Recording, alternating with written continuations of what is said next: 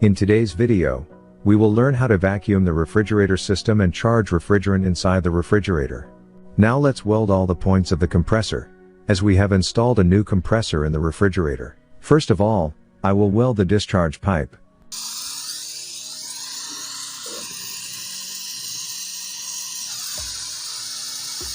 Now for checking your welding, you can use a mirror. Through this, you can see the back side of the pipe, and you will figure out whether you had welded it correctly or not. Now, I will fit and weld the charging line on this side of the compressor.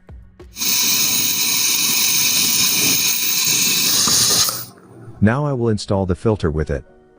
I will use and install this 15-gram filter made in Italy with the refrigerator's condenser. First of all, I am welding the capillary tube with the filter. Put your welding torch downward to let the filter get hot.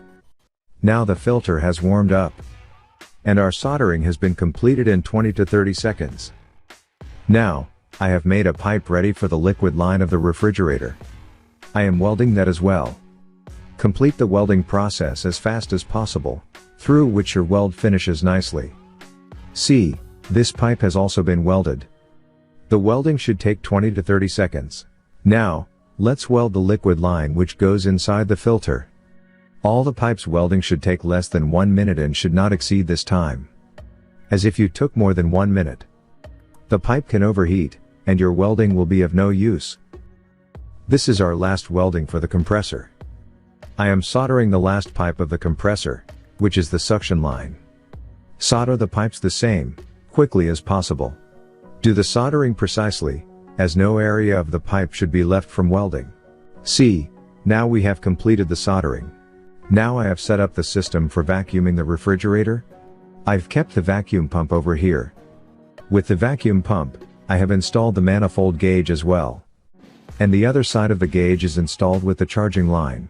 So here, the system is ready to be vacuumed. Let me start the vacuum pump. First, I will open the nut of the manifold gauge so that the air can go out of the system easily.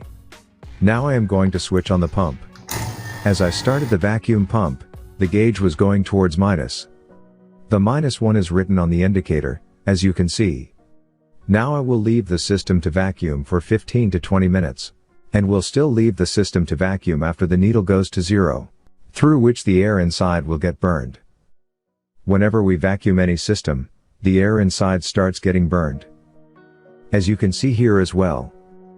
Water was inside this system of refrigeration in this refrigerator. As you can see, smokes are coming out of the pump. This is water burning. We can easily figure it out, and it is also getting caught on the camera. It's good that it is burning the water inside. I will keep vacuuming it for a maximum of half an hour so that all the moisture inside could burn and come out of its refrigeration system. Now it's almost 20 minutes. The refrigeration system has been vacuumed. Let me show you. The vapors from the pump by the burning of moisture are also not coming out of the fridge. So the manifold gauge is also showing us that the system has been appropriately vacuumed, and the needle you can see is showing -1 on the gauge. First, we will close the gauge's valve so the connection between the system and the pump may break. Now I will switch off the pump. And this way, the vacuum of the refrigeration system has been completed. Now I will crack the system with gas and then start charging refrigerant. But before cracking the system, and filling the refrigerant in the refrigerator, we left the system for 20 minutes to know whether the leakage was in the fridge or not. The needle of the gauge is standing in the same position. If the needle on the gauge starts moving upwards, it means that the fridge has leakage or any other problem is present in the refrigerator. But if there is no such thing happening on the gauge, it means that the system is fine and ready for gas charging. Now, whenever we charge gas in any refrigerator, the gas is charged by weight in the fridge system, so you should have a proper scale for that purpose. Now I am placing the R134A refrigerant cylinder on the weight machine. I will install the red-colored inlet pipe of the gauge with that gas cylinder. After attaching the pipe to the gas cylinder, open the valve of the gas cylinder. You can charge refrigerant in the refrigerator with two methods. The R134A refrigerant is charged in the form of gas. Therefore, the liquid form of the refrigerant should not be charged in the fridge, through which the compressor can get bad. The first method is when you charge the refrigerant slowly, you will add it in the form of gas. The second method is if you charge its full pressure one time by weight, then you will have to charge it in liquid.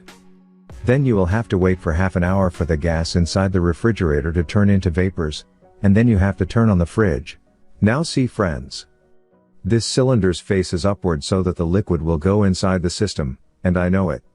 So first, I will remove the air out from the pipe of the cylinder. I will now open this red pipe a little, and see the air has come out of the pipe. Now I will tighten the red pipe back again. And I will tighten it correctly to prevent any air from going inside the system.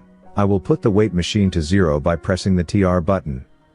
So see, the scale of the weight machine is showing 0. Now I will open the valve of the manifold gauge. And after opening the gauge valve, the refrigerant will be charged in liquid form. You can see the scale -44, -45, and so on. So we have to charge 210 grams of refrigerant in this refrigerator. So the refrigerant of 208 grams has been filled in the refrigerator according to the weight, which is the requirement of this fridge. Now I will leave the refrigerator for almost half or an hour, so that the refrigerant inside the fridge could turn liquid into vapors, and then I will start the refrigerator. Now you can see this compressor I have installed. It is a Panasonic company's compressor.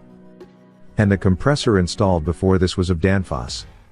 See, I have used the same relay. I have just rotated it and changed its position. This way, all the connections on the relay will be the same. And the compressor will work perfectly. Now enough time has passed, and I have installed electricity to it. And I will turn it on. The compressor has turned on, and I can hear the voice of the compressor running. You can see on the ampere meter that the system is consuming 1.8 amperes. And gradually the amperes will decrease. Now I will have to keep an eye on the gauge of what pressures it shows and check whether the back pressure is okay. To check this, we will have to wait. And keep checking it. Now see, the system is working perfectly. If you want to check how your refrigeration system works, use your hands. For this, you have to check the condenser pipe. When you touch its condenser, it should be warm, and when you go upwards, it should also be heated above. When we see the condenser pipe from downward on the left side, this is its liquid line, it should not be that cold nor too hot, then it means your refrigerator is perfectly working. But if the pipe is too cold, then it means the system is chocked. And if it's too hot, then it means that the system has refrigerant in excess amount. We will have to take the excess gas out of the system. So this way you can check and have an idea whether the system is working fine after refrigerant charge or not. Now, let's talk about the final result, and we have got its final result. See, the compressor is consuming 1.2 amperes, which is a good thing. After this, if we see its return pipe, it is cold and the liquid should never come back in it. It should be cold slightly. If it is too cold or ice is on this pipe, then it means the refrigerator has excessive gas, as the return on this pipe should be vapors, not liquid, which help the compressor to cool down. After this, if we see the refrigerator final results, the freezer temperature is -21 degrees Celsius. And see, the sensor is inside the freezer box, which is showing us the temperature. Now let's talk what should be its back pressure and as well as its standing pressure. I have switched off the fridge right now. And let me tell you an important thing, that the back pressure and standing pressure of the refrigerator depends on the temperature and the amount of refrigerant charged in the refrigerator. If you had overcharged the refrigerant, the pressure and temperature both could be high. You must be aware of this if you want to measure both the pressures accurately. The amount of refrigerant I had charged is accurate and the pressures are also accurate. Now see, the temperature of the freezer is 29 degrees Celsius. Which means its standing pressure should be 100 pounds per square inch. Let me show you. See, it is showing 99 pounds per square inch on the gauge. The standing pressure depends on the temperature. As if the temperature would have been 30 degrees, then the pressure would be 100 pounds per square inch and so on. And when the temperature decreases, then the pressure will also go low. Now when we talk about the back pressure, it also depends on the amount of gas charge as well as temperature. As I have charged the refrigerant accurately, I have turned the fridge on again and the temperature is going to be -21 degrees. we should get a back pressure of 5 pounds per square inch, which is above zero. I hope you learned a lot from this video. So this was for today's video. I will catch you in the next one.